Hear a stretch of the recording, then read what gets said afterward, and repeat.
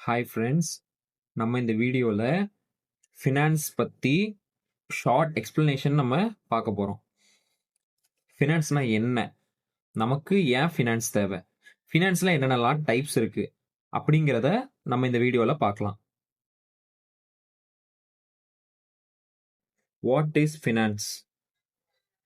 பணம்னா என்ன, பணம் எப்படி வேலை செய்யுது, பணம் எப்படி புழங்குது, பணத்தை நம்ம எப்படி கையாளுறோம், கடன்னா என்ன, சொத்துனா என்ன, இதெல்லாம் பற்றி நம்ம தெரிஞ்சுக்கிறது தான் ஃபினான்ஸ். ஸோ இப்போ நம்ம செகண்டு நமக்கு ஏன் ஃபினான்ஸ் தேவை அப்படிங்கிறத பற்றி நம்ம பார்ப்போம். இப்போது இந்த வீடியோ பார்க்குற உங்களை யாராச்சும் எனக்கு பணமே தேவையில்ல, நான் பணத்தை யூஸும் பண்ண மாட்டேன் அப்படின்னு யாராலையாச்சும் சொல்ல முடியுமா? கண்டிப்பாக யாராலையும் சொல்லவே முடியாது. ஏன்னா இங்கே இன்னைக்கு கரண்ட்டாக இருக்கிற மாடர்ன் எக்கானமியில் மணி இல்லாமல் இங்கே எதுவுமே பண்ண முடியாது. நம்மளோட டெய்லி நீட்ஸை நம்ம ஃபுல்ஃபில் பண்ணுறதுக்கும் நமக்கு பணம் தேவை. ஸோ அந்த பணத்தை நம்ம கரெக்டாக யூஸ் பண்ண நம்மளுக்கு தெரிஞ்சிருக்கணும்ல. இப்போ ஒரு உங்களுக்கு ஒரு லாட்ரியில் உங்களுக்கு ஒரு 1 லேக் கிடைச்சிருது அப்படின்னா, அது நீங்கள் மேபி 1 மந்த்தில் இல்லைனா 2 மந்த்தில் நீங்கள் அதை லூஸ் பண்ணிடுவீங்க கம்ப்ளீட்டாக. ஆனால் அந்த பணம் எங்கே போச்சு, எப்படி போச்சுன்னு உங்களுக்கு கரெக்டான ஒரு அவேர்னஸே இருக்காது.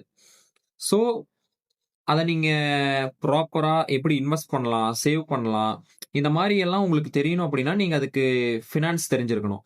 ஸோ இதனால தான் ஃபினான்ஸ் நமக்கு இம்பார்ட்டன்ட். ஃபினான்ஸ் தெரிஞ்சிருந்துச்சு அப்படின்னா உங்களால் மணியை ப்ராப்பராக ஹேண்டில் பண்ண முடியும், கரெக்டான டெசிஷன்ஸை உங்களால் எடுக்க முடியும். So this is the main use case of finance.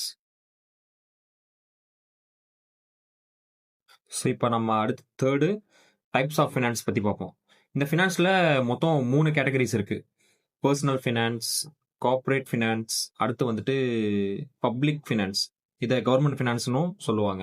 So இந்த பர்சனல் ஃபினான்ஸ்க்கு கீழே என்னென்னலாம் வரும் அப்படின்னா, ஆஸ் அ இண்டிவிஜுவலாக நம்ம சேவ் பண்ணலாமா, நம்ம இன்வெஸ்ட் பண்ணலாமா, இன்வெஸ்ட்மெண்ட்னா ஸ்டாக்ஸில் போகலாமா, கோல்டு போகலாமா, இல்லை பாண்ட்ஸ் வாங்கலாமா, இல்லை நம்ம ஃபேமிலிக்கான பட்ஜெட்டிங் நம்ம எதுக்கு எவ்வளோன்னு நம்ம எவ்வளோ அலோகேஷன் கொடுக்கலாம், நம்ம என்ன மாதிரி இன்சூரன்ஸை நம்ம செலக்ட் பண்ணலாம்.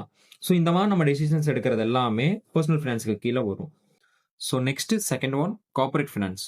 கார்ப்பரேட் ஃபினான்ஸ்லாம் ஒரு ப்ரைவேட் என்டிட்டி இல்லைனா ஒரு கார்ப்பரேட் கம்பெனி மணி எப்படி ஹேண்டில் பண்ணுது அப்படிங்கிறது எல்லாமே கார்ப்பரேட் ஃபினான்ஸுக்கு கீழே வரும். எக்ஸாம்பிள் வந்துட்டு ஒரு ஐபிஓ பப்ளிஷ் பண்ணி கேபிட்டலை ரைஸ் பண்ணுறதா சொல்லலாம். அவங்க ஆப்ரேட்டிங் காஸ்ட் எப்படி கம்மி பண்ணலாம், இல்லை ப்ரொடக்ஷன் காஸ்ட் எப்படி கம்மி பண்ணலான்னு பார்க்குறதா இருக்கலாம். அவங்களோட சேல்ஸ் எப்படி மேக்ஸிமைஸ் பண்ணலாங்கிறத பற்றி பார்க்குறதா இருக்கலாம். ஸோ இந்த மாதிரி விஷயம் எல்லாமே கார்ப்பரேட் ஃபினான்ஸுக்கு கீழே வரும். அடுத்து தேர்ட் ஒன் பப்ளிக் ஃபினான்ஸ் இல்லைனா கவர்மெண்ட் ஃபினான்ஸ்னு சொல்லலாம். ஸோ இந்த கவர்மெண்ட் ஃபினான்ஸுக்கு கீழே என்னென்னலாம் வரும் அப்படின்னா, நம்மளோட பட்ஜெட்டிங், அப்புறம் ஏதாவது ஸ்கீம்ஸ் ப்ரொவைட் பண்ணலாமா, ஏதாவது இன்ஃப்ராஸ்ட்ரக்சர் ப்ராஜெக்ட்ஸ் நம்ம இம்ப்ளிமெண்ட் பண்ணலாமா, அப்புறம் இன்ஃப்ளேஷனை கண்ட்ரோல் பண்ணுறது, அதுக்கப்புறம் இன்ட்ரெஸ்ட் ரேட்ஸை மேனேஜ் பண்ணுறது.